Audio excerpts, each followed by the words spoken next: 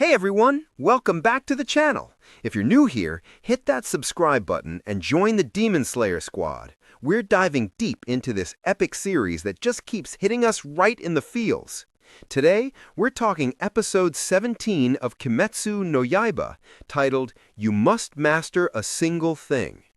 Oh man, if you've been riding this emotional roller coaster with me since episode 1, you know we're deep in the Natagumo mountain arc now, and this one's a game changer.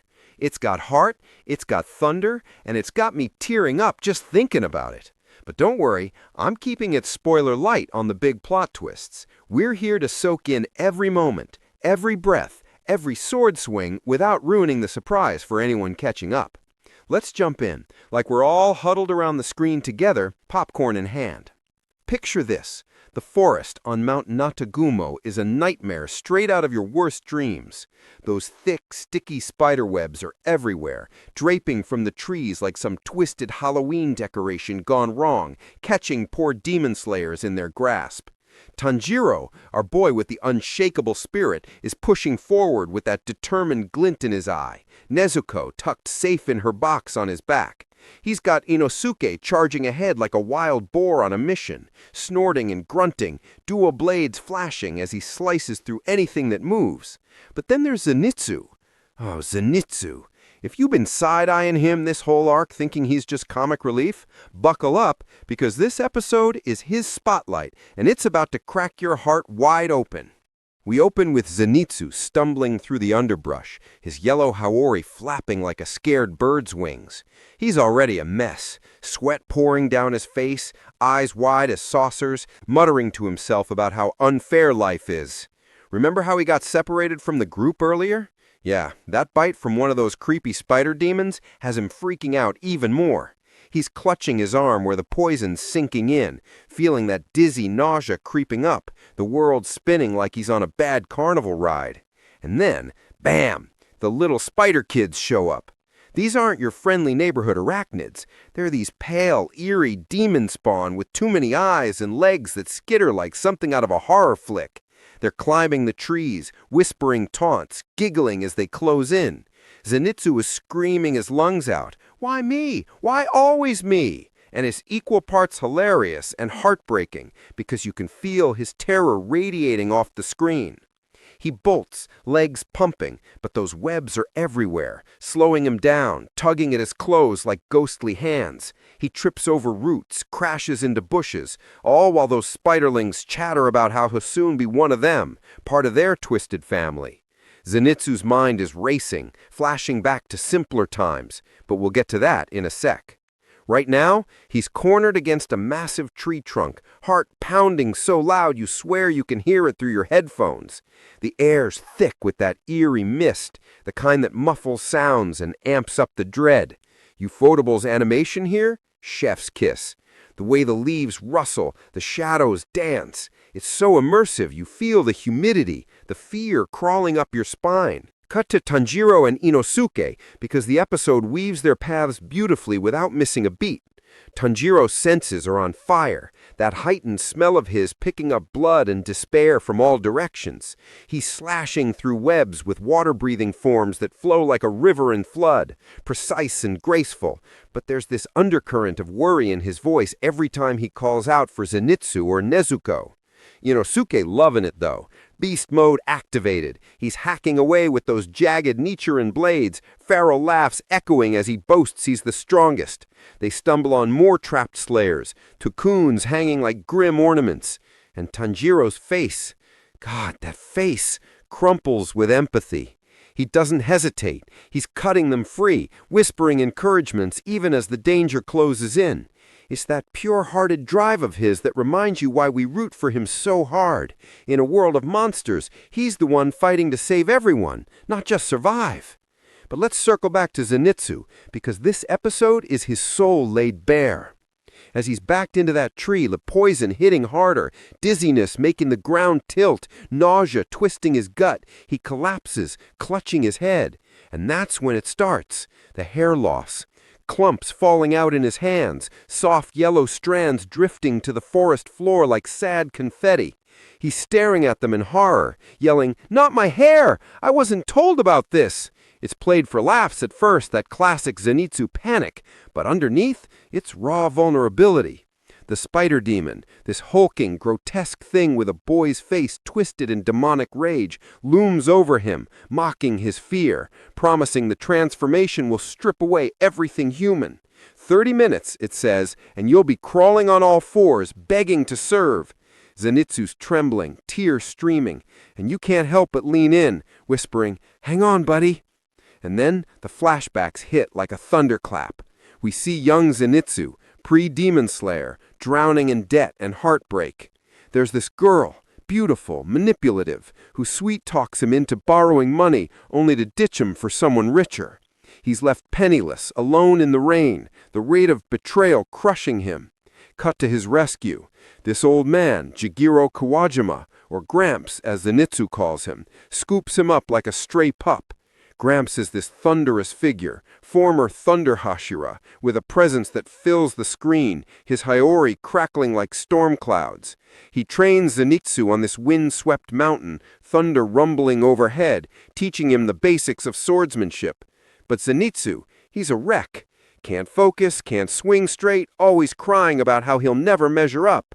Gramps doesn't coddle him, he pushes with that gruff love, saying over and over, "You must master a single thing. One move, perfected. Thunder breathing, first form, thunderclap, and flash." It's brutal. Zenitsu collapsing after one attempt, legs shaking, but Gramps is there, bandaging him up, sharing rice balls under the stars, telling stories of his own failures. These scenes are gold, folks. The animation shifts to these warm sepia tones for the flashbacks, contrasting the cold blues of the mountain forest. You see Zenitsu's growth in tiny sparks. First, he can barely dash a foot without tumbling, then inches, then feet. Gramps' eyes light up with pride, but there's this shadow hanging over him, this unspoken pressure from the core, and Zenitsu senses it, clings harder, terrified of being abandoned again. "Don't leave me, Gramps," he sobs one night, and your chest tightens because you know what's coming. That seppuku blade glinting in the moonlight, Gramps' final lesson in honor and sacrifice. It's devastating, the way he finds him, the silence after the storm. He screams, cradles the body, vowing to make it mean something. That fear of loss, it's not just cowardice, it's a scar that never healed. Back in the present, Zenitsu's fading, the poison burning through him like fire. The spider demon is closing in, those little ones swarming like a wave. Zenitsu's pleas turn desperate. "Stall for time, let me talk!" But it's no use. He passes out, slumping against the tree, and for a heartbeat, everything goes quiet. The demon pauses, confused. Asleep? Now? And that's when it happens. In that unconscious state, something awakens. His body moves on instinct, Hiyori billowing like lightning about to strike. The air crackles, charged with electricity, and he launches. Thunder breathing, first form, thunderclap and flash, but elevated, faster than sound. It's a blur of yellow and steel, the screen exploding in sparks and speed lines. Ufotable goes all out here. The frame rate drops to capture every twitch, every vein popping with effort. He weaves through the swarm, blades singing, bisecting spiders mid-leap, their bodies dissolving in bursts of ash. The giant demon barely reacts before slash. It's over, head rolling, blood demon arch shattered. Zenitsu comes to, blinking in the aftermath, surrounded by fading embers. He's alive, hair a bit messier but intact, poison purged by sheer will. That moment of realization, pure catharsis. He whispers Gramps' words back to himself, "Master a single thing." And you feel it, that swell of pride for this kid who's been screaming through every episode.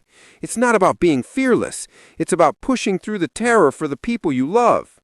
Meanwhile, Tanjiro and Inosuke are closing in, their battles echoing Zenitsu's. Tanjiro faces the mother spider demon, this towering horror with threads like whips lashing out with venomous fury. Her webs ensnare, her cries echo like a lament for her lost family. Tanjiro dances through it all, water-breathing, adapting on the fly, his strikes compassionate even in lethality. There's a poignant exchange, her final words hanging heavy, hinting at deeper secrets, a demon who could change everything for Nezuko. It lands like a gut punch, fueling Tanjiro's resolve as he delivers the killing blow, tears in his eyes for the tragedy of it all. Inosuke, wild as ever, grapples with the father demon, this brood of a demon all muscle and rage, smashing trees like matchsticks.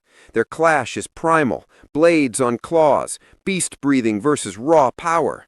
Inosuke's mask cracks, blood flies, but he adapts, flipping through the air, countering with ferocity that leaves you cheering. As the episode crests, the trio reunites in a clearing, battered but unbroken. The moon hangs low, casting silver on their faces, exhaustion mixed with that unbreakable bond.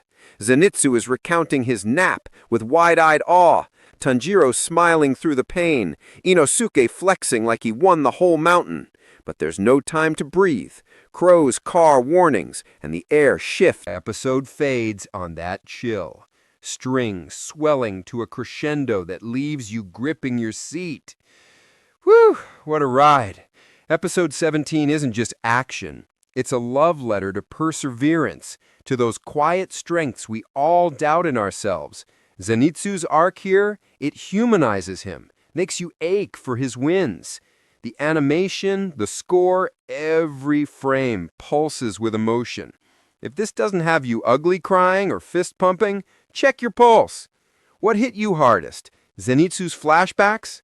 That thunder dash? Drop it in the comments. I read every one. If you're loving this arc, smash like, share with your squad, and I'll see you next time for more Demon Slayer deep dives. Stay slaying, friends. Peace.